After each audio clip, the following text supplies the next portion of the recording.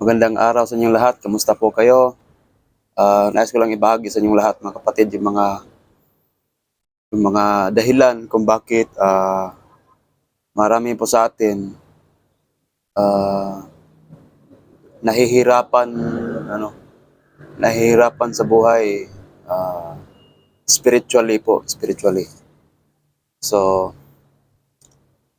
ang dahilan doon kasi ah, maaring wala tayong panahon po sa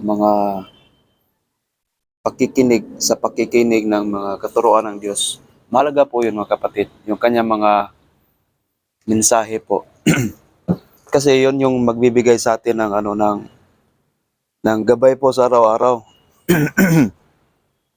So, yung iba sa atin po, kapag nakaranas ng mga pagsubok sa buhay, so ang dali nilang sumuko, ang dali nilang magwala. So, hindi sila ganun katatag sa pagdating ng mga pagsubok. May dahilan yan, mga kapatid. Sinabi na yan ni Jesus na ating Panginoon na ang nakikinig at gumagawa, ang nakikinig ng aking mga katuruan at siyang gumagawa nito ay katulad ng isang bahay na itinayo sa bato. So, ibig sabihin po niyan, pagdating ng mga pagsubok sa buhay, so, kumpiyansa ka na walang mangyayari sa iyo.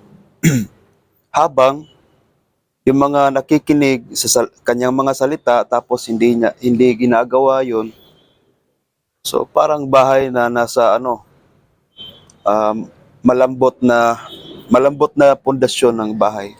So hindi siya sa bato itinayo. So maaring sa buhanginan o sa lupa.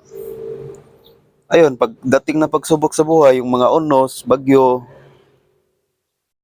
sira yung bahay natin. Ibig sabihin nun, yung bahay natin, yung ating sarili, mga kapatid. Kung paano natin hinahandle yung mga sarili natin sa pagdating ng mga pagsubok. So maraming mga instances po.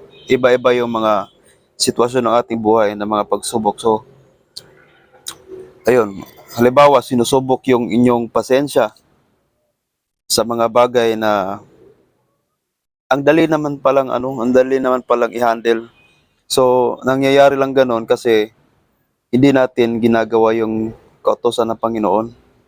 Ganon yun, mga kapatid. So, dapat makinig tayo, tapos intindihin natin yung mga salita niya. Magdasal tayo. Sinabi naman yan ng Panginoon, sino yung walang karunungan, so magdasal siya upang bigyan siya ng karunungan. Yung problema, yung iba sa atin po, hindi yan ginagawa kasi hindi nila alam. Yun.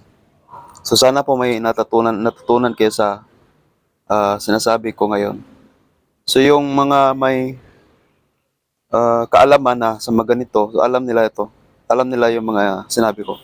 So para po sa mga hindi pa sanay, hindi pa kabisado yung kanyang mga katuroan. So, mga kapatid, it's about time to explore naman yung mga salita ng ating Panginoon. So, sa mga bagay ng mga simples dito sa mundo, so, ginagawa natin, pinaglaanan natin ng oras yung mga bagay na hindi naman gaanong mahalaga. So, how much more pa kaya itong mga bagay na galing sa langit po. Yung mga bagay na galing po sa Diyos talaga. Yun. I hope sa inyong lahat na may natutunan kayo at see you around. At sana bigyan tayo ng Diyos ng kapayapaan at malakas na pangangatawan. So see you around, mga guys. Thank you. Bye-bye.